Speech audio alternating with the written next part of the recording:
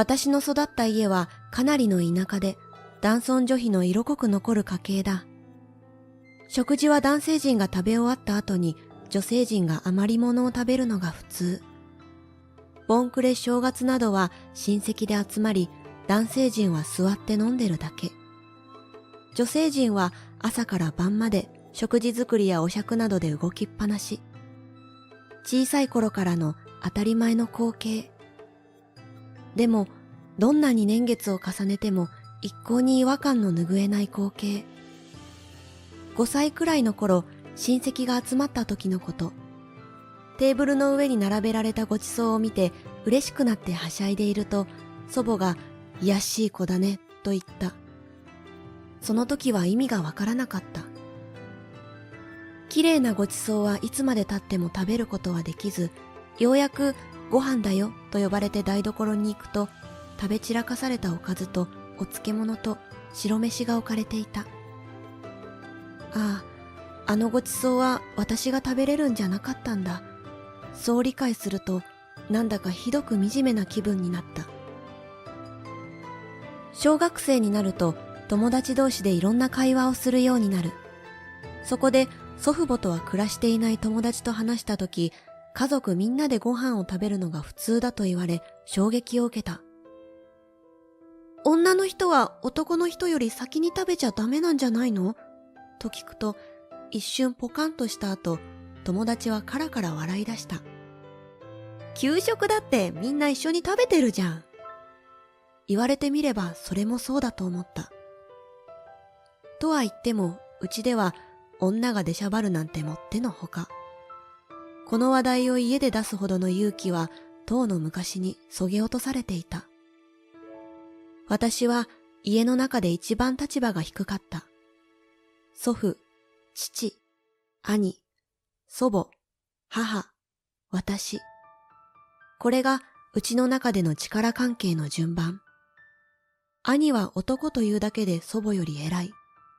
私は母に逆らえなかったし、母は祖母に逆らえない。祖母は兄に逆らえず、兄は父に逆らえない。父は祖父に逆らえないので、祖父が頂点で絶対の存在。母はいつも祖母に怒られていて、その行き場のないイライラをいつからか私にぶつけるようになっていった。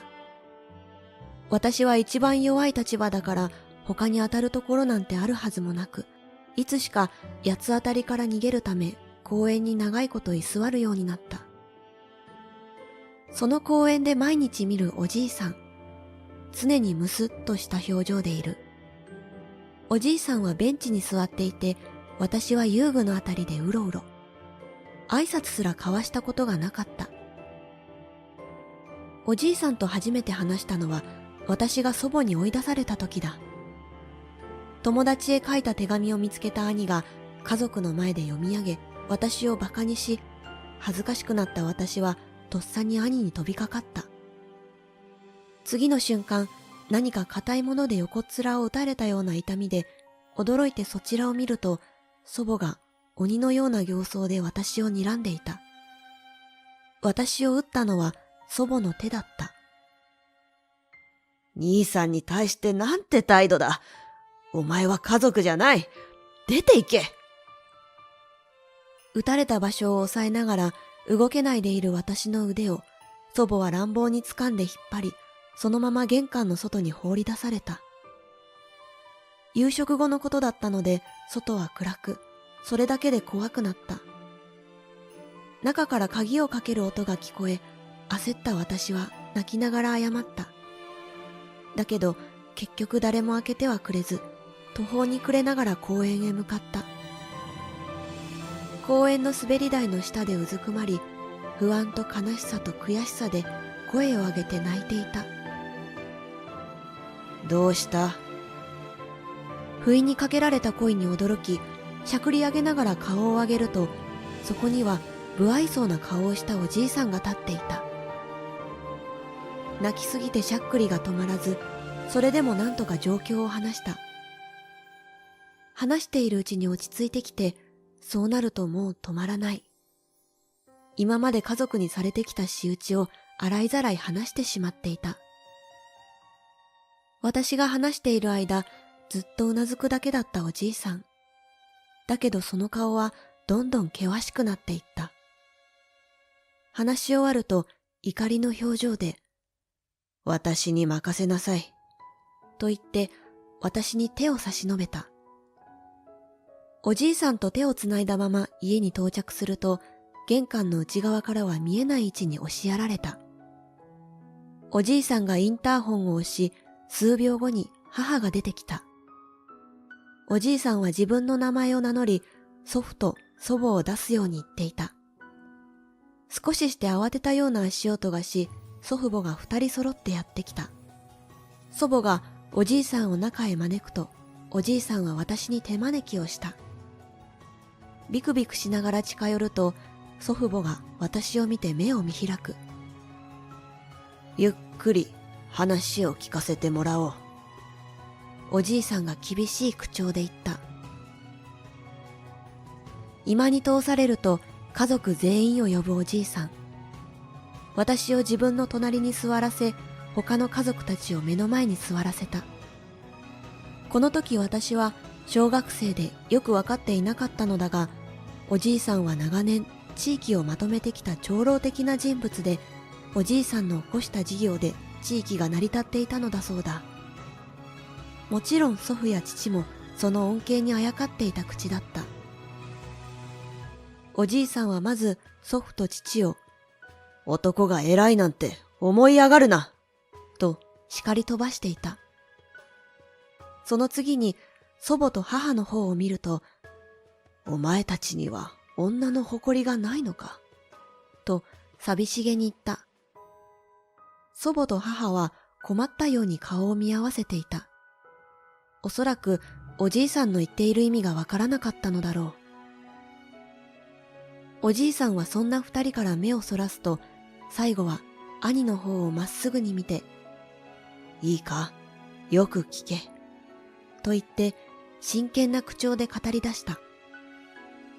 男は女よりも力が強いから外に出て狩りをする。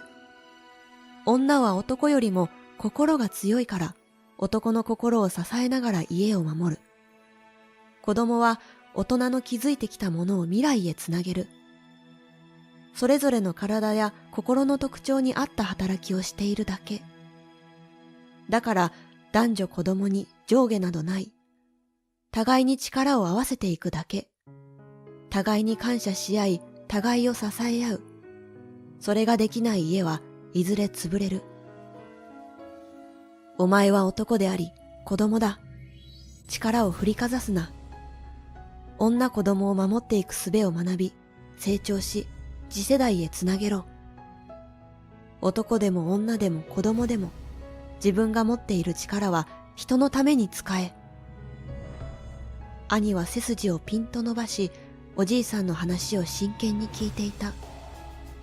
祖父と父は恥ずかしそうに縮こまっていて、祖母と母は泣いていた。その後、おじいさんの提案で私たちは祖父母と離れることになった。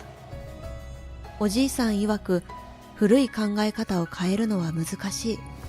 環境を変えてみれば見えなかったものが見えてくる。一度自分たちの土台をまっさらにした方が良い場合もあるのだと。引っ越しをしてからというもの、家族の雰囲気が明らかに変わった。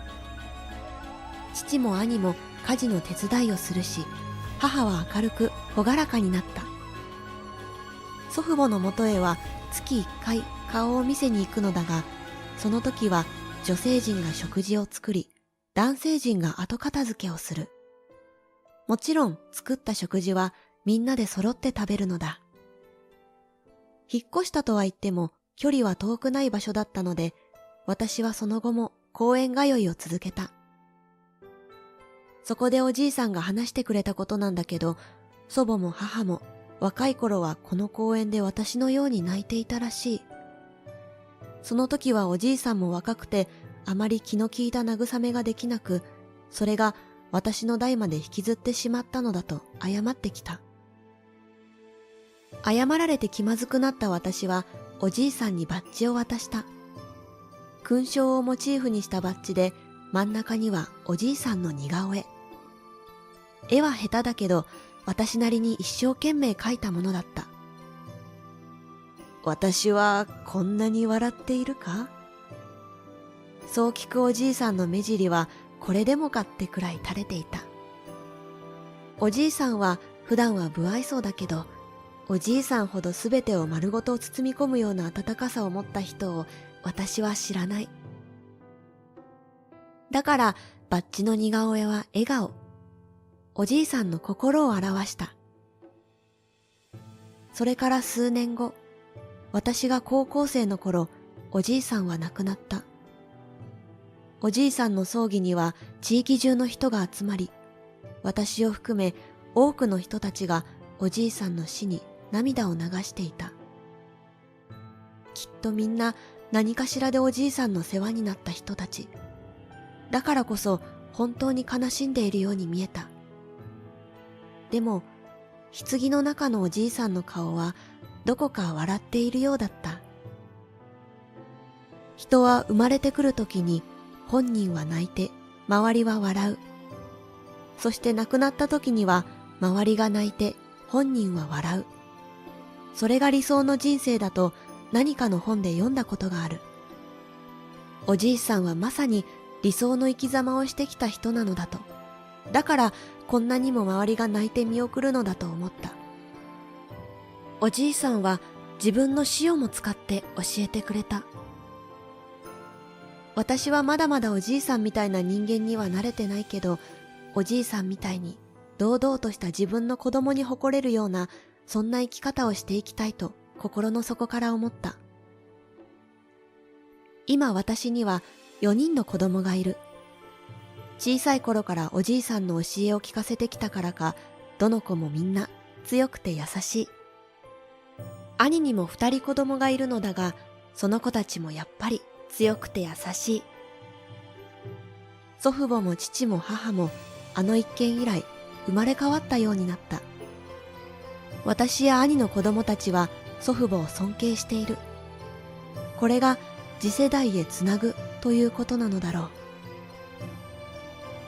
おじいさん、天国でもやっぱり人のために動いていますか？おじいさんがいつも公園にいたのは、悲しんでいる人を見逃さないために真剣な顔で目を凝らしていたんでしょう。おじいさん、あなたの教えは今でも脈々と受け継がれています。